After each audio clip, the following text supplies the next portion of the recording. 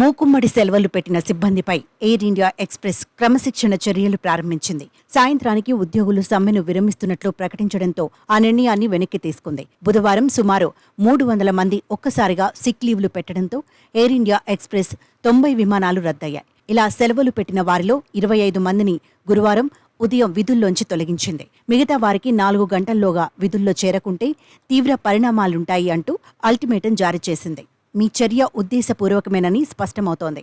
మీ చర్య వల్ల వేల మంది ప్రయాణికులు ఇబ్బంది పడ్డారు. భారీ ఆర్థిక నష్టం వాటిల్లిందంటూ ఉద్యోగులకు పంపిన ఈమెయిల్స్లో స్పష్టం చేసింది. గురువారం 20 రూట్లలో రెగ్యులర్ సర్వీసులు పునరుద్ధరించామని, 283 విమానాలు నడిపామని ఎయిర్ ఇండియా ఎక్స్ప్రెస్ తెలిపింది. అయితే రెండో రోజు 85 విమానాలు రద్దు కావడం గమనార్హం. కాగా తొలగించిన ఉద్యోగుల తరపున సంస్థ యాజమాన్యంతో మాట్లాడడానికి మధ్యవర్తిత్వం జరుపుతామని ఆ సంస్థ ఉద్యోగుల సంఘం AIXEU పేర్కొంది. ఎయిర్ ఇండియా మాత్రం తామెలాంటి సంఘాన్ని గుర్తించటం లేదని తేల్చి చెప్పింది.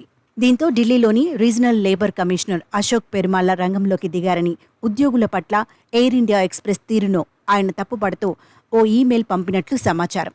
ఈ ఉద్యోగుల సమస్యలను గుర్తించేందుకు ఒక ఫిర్యాదుల విభాగాన్ని ఏర్పాటు చేయాలని సూచించారని, సంస్థ HR అధికారులతో మాట్లాడాక వివక్ష ప్యాకేజీల్లో తేడాలు నిజమేనని తేలినట్లు పెరుమల్ల పేర్కొన్నట్లు NDTV కథనం స్పష్టం చేస్తోంది. లేబర్ కమిషనర్ సీరియస్ అవుతుండటంతో సమ్మెను విరమిస్తున్నట్లు ఉద్యోగులు ప్రకటించగా తొలగించిన ఉద్యోగులను విధుల్లోకి తీసుకుంటున్నట్లు సంస్థ హామీ ఇచ్చింది.